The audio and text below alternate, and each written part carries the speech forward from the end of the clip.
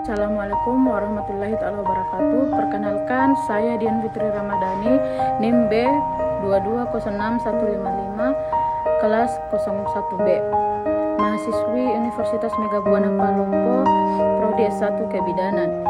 Di video kali ini saya akan membahas pentingnya gizi seimbang calon pengantin dalam mata kuliah Asuhan Kebidanan, Pranikah dan Prakonsepsi oleh dosen pengampu Ibu Rismawati SST MKes.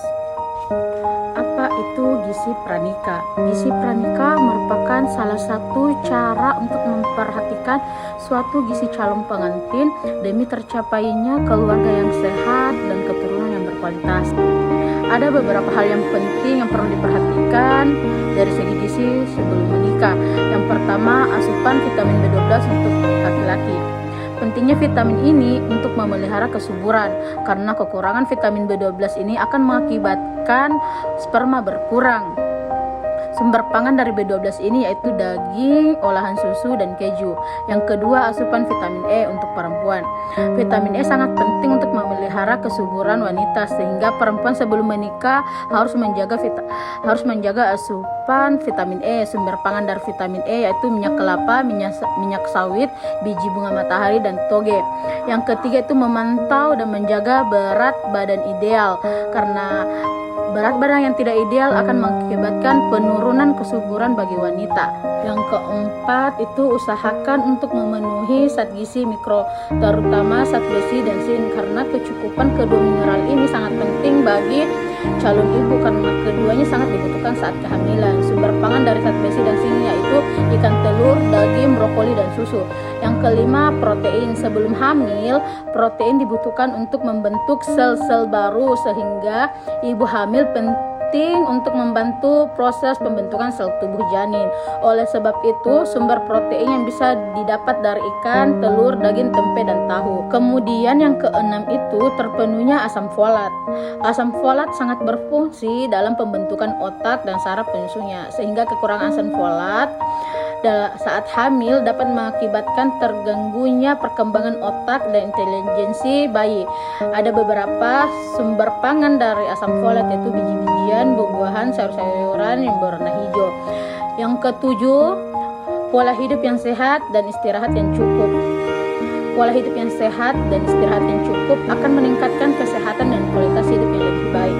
Ada beberapa hal yang perlu diperhatikan pasangan calon pengantin untuk mempersiapkan kehamilan, khususnya untuk calon ayah.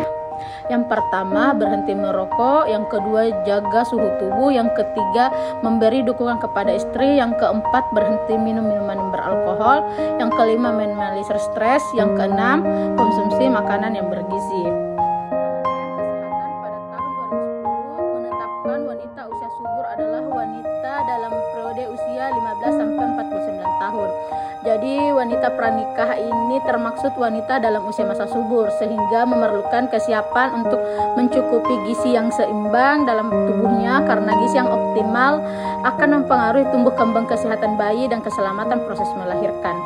Masa pranikah biasa dikaitkan dengan masa prakonsepsi, karena masa prakonsepsi memiliki prasyarat gizi yang sempurna, merupakan kunci dari kelahiran bayi yang normal dan sehat. Pentingkah menjaga kecukupan gizi untuk wanita sebelum hamil? Ya, sangat penting, karena menjaga kecukupan gizi sebelum hamil dapat memberikan proses kehidupan yang lebih baik.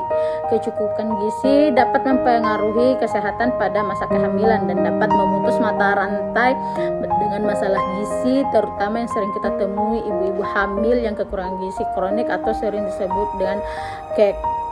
Asupan gizi yang sangat cukup merupakan investasi yang sangat penting bagi calon pengantin yang perlu menjaga pola makan, menjaga pola kesehatan untuk menciptakan kualitas hidup dan menciptakan generasi penerus yang baik.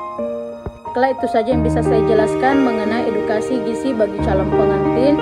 Semoga bermanfaat bagi calon pengantin di luar sana. Saya ucapkan banyak terima kasih. Salam